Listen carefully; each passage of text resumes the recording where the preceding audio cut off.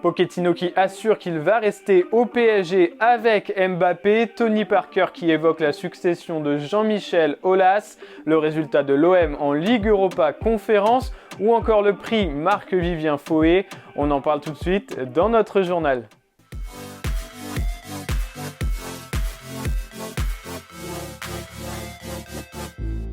Le PSG a déjà lancé les grandes manœuvres pour son mercato estival, avec notamment la question de la succession de Mauricio Pochettino, puisque l'avenir du coach argentin semblait déjà tranché. Le nom d'Antonio Conte revient d'ailleurs avec insistance, et pourtant, présent en conférence de presse ce jeudi, Pochettino a lâché une bombe devant les journalistes. Interrogé sur les chances de le voir rester à Paris avec Kylian Mbappé, sa réponse a surpris tout le monde. Quel pourcentage, Mauricio, de vous voir encore à la tête du Paris Saint-Germain et pourquoi ce pourcentage? Et pareil pour Kylian Mbappé, quel pourcentage de voir Kylian encore au PSG l'année prochaine? Merci. 100% en los dos casos. Hoy. Si voir Kylian Mbappé rester au PSG est toujours une possibilité malgré la fin de son contrat cet été et l'intérêt très poussé du Real Madrid, annoncé à 100% qu'il sera là l'an prochain, ressemble à un coup de bluff de la part de Pochettino, car aujourd'hui l'attaquant français lui-même ne semble pas savoir quel club choisir pour la saison prochaine. Concernant l'avenir du coach argentin, les possibilités semblent beaucoup plus minces que pour Mbappé. La direction parisienne aurait décidé de se séparer de lui suite aux résultats décevants en Ligue des Champions et le jeu très pauvre de son équipe en championnat. La déclaration de Pochettino ressemble donc à un immense coup de bluff, un dernier baroud d'honneur avant de s'en aller. Grosse déception pour l'OM ce jeudi soir, le club marseillais s'est incliné sur la pelouse du Feyenoord en demi-finale allée de la Ligue Europa Conférence, 3-2.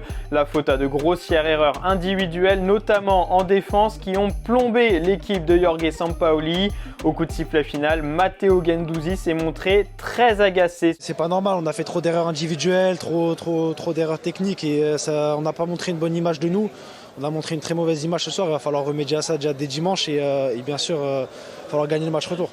Et malgré ce résultat et ce petit but de retard, l'OM reste en vie pour le match retour qui se disputera au Stade Vélodrome jeudi prochain.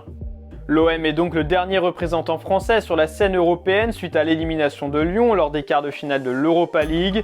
Une information qui avait visiblement échappé à Antoine Kombouaré. Le coach du FC Nantes a voulu apporter son soutien aux Gaunes en Coupe d'Europe avant de se rendre compte qu'ils étaient éliminés. Moi, je suis un grand supporter de tous nos clubs français sur la scène européenne. Voilà. Donc, et forcément que aujourd'hui Marseille, il y a Lyon, non, non, ils sont sortis. Hein.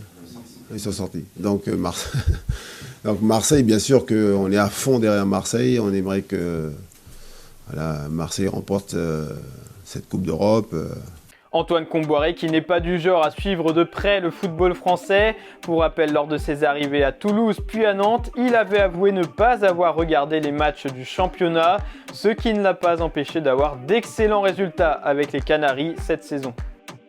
Tony Parker, successeur de Jean-Michel Aulas à l'Olympique Lyonnais, c'est un serpent de mer au sein du club rhodanien car le nom de l'ancien basketteur revient à chaque fois que le départ de l'historique président est évoqué.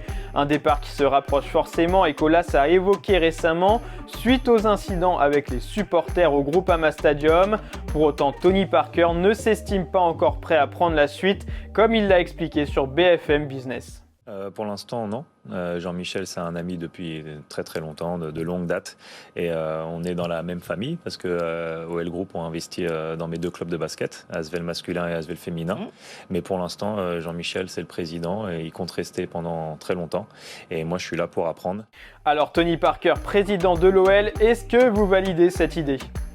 Enfin, on termine par le prix Marc-Vivien Foé qui récompense le meilleur joueur africain évoluant en Ligue 1. Le nom des 3 finalistes a été dévoilé ce jeudi et il s'agit de Naïef Aguerd, Amari Traoré et Seko Fofana, 2 Rennais et 1 Lensois qui réalisent de très belles saisons avec leur club.